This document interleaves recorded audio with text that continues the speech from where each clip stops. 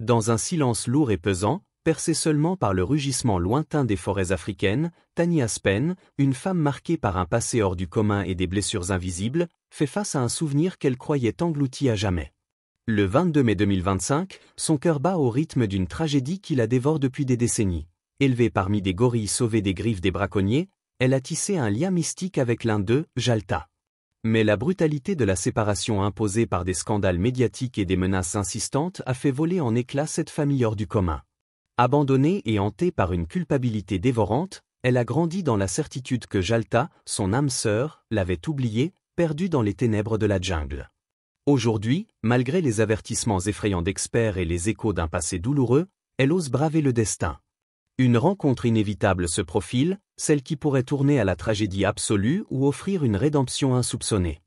Préparez-vous à être bouleversé. Avant de plonger dans ce voyage émotionnel, likez, abonnez-vous et partagez massivement pour ne rien manquer des prochaines aventures.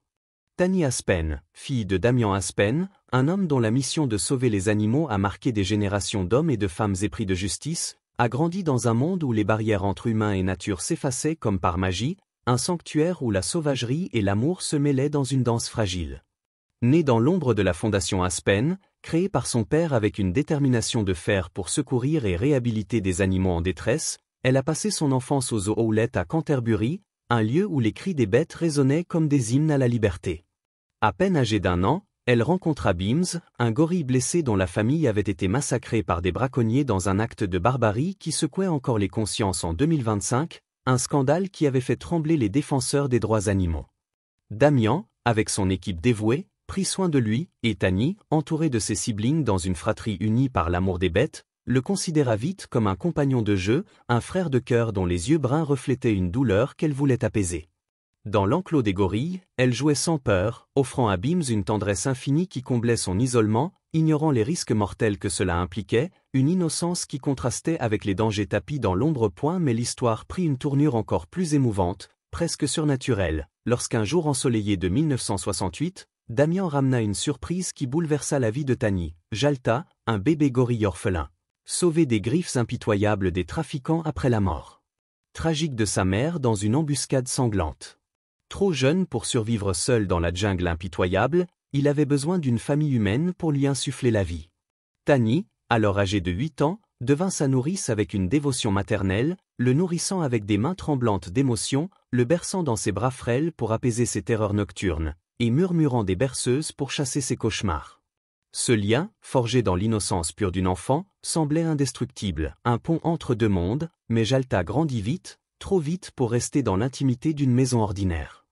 Il fut transféré au zoo, où Beams, avec une douceur inattendue qui défiait sa force brute, l'accueillit après une rencontre prudente à travers une grille métallique, un moment suspendu où leurs regards se croisèrent comme un pacte silencieux.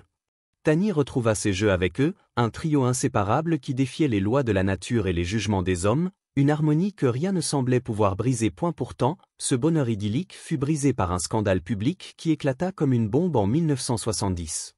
Une équipe de photographes, attirée par la curiosité malsaine, captura des images de Tani jouant librement avec Jalta et Beams, déclenchant une tempête médiatique qui secoua la fondation jusqu'à ses fondations.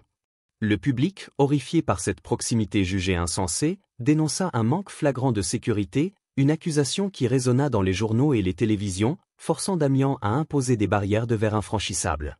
Tani, encore enfant, pleurait des larmes amères en voyant Jalta poser sa main massive contre la vitre, mimant son geste avec un gémissement déchirant qui brisait le cœur, une séparation dictée par la peur collective et la pression sociale, une trahison des liens sacrés qu'elle avait tissés avec ses compagnons.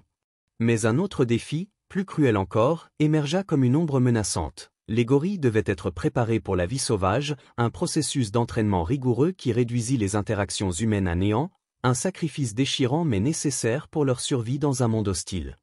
En 1975, après des mois d'efforts acharnés, Beams et Jalta furent relâchés dans un sanctuaire au Gabon, une libération amère pour Tani, qui les serra une dernière fois dans ses bras tremblants, les larmes aux yeux, tandis qu'ils étaient sédatés pour le long voyage, un adieu qui lui arracha une partie de son âme. Les années passèrent, marquées par des luttes personnelles qui forgèrent le caractère de Tani comme l'acier au feu.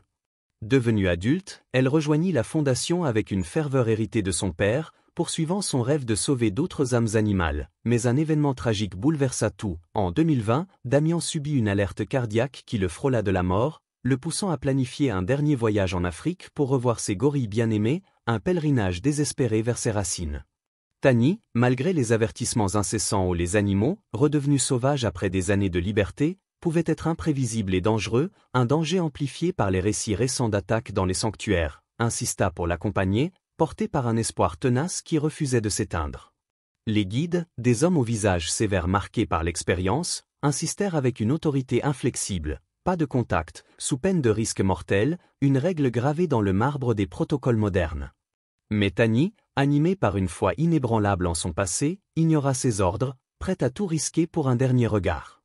À bord d'un bateau glissant sur les eaux troubles du Gabon, un voyage empreint de tension et d'espérance, elle aperçut des visages familiers dans l'entrelacs des buissons, des ombres mouvantes qui la fixaient avec une intensité presque humaine.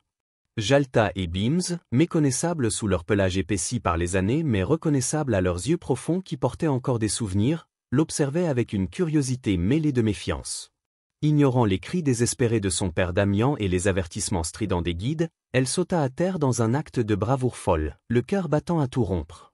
Jalta, immense et imposant, s'approcha avec une démarche lourde, et dans un instant suspendu où le temps sembla s'arrêter, il la saisit par le bras avec une force qui fit trembler ses os. La peur la paralysa, une vague glacée montant en elle, allait-il la blesser, son amie d'enfance transformée en une force brute par la vie sauvage? Damian, impuissant, retint son souffle, les poings serrés, conscient que tout mouvement brusque pourrait déclencher une catastrophe. Mais alors que la tension atteignait son paroxysme, Jalta posa sa tête contre la sienne dans un geste d'autrefois, un retour émouvant à leur complicité perdue, et caressa ses bras avec une douceur qui démentait sa puissance. Beams, rejoint par Jalta dans cette danse inattendue, la toucha délicatement avec un doigt prudent, prouvant que leur lien, forgé dans l'innocence, perdurait au-delà des années et des continents.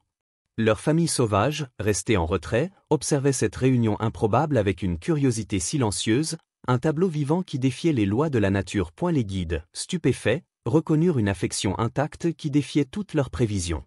Quand Tani dut se résoudre à partir, les gorilles gémirent avec des sons déchirants, Beams la serrant avec une tendresse infinie, ses bras puissants mais doux autour d'elle, tandis que Jalta posait sa tête massive sur son épaule, un adieu qui brisait les cœurs. Les adieux furent déchirants, un moment où les larmes de Tani se mêlèrent à la brume matinale, mais elle sut qu'elle avait retrouvé une part essentielle d'elle-même, une connexion qui transcendait les espèces. De retour en Angleterre, elle promit avec une détermination renouvelée de sauver d'autres animaux, inspirée par cette amitié transespèce qui avait résisté à l'épreuve du temps. Auriez-vous osé une telle rencontre au péril de votre vie? Croient-ils les animaux se souviennent de leurs premiers liens familiaux malgré les années? Dites-le nous en commentaire, likez, abonnez-vous et partagez pour plus d'histoires émouvantes qui vous feront vibrer.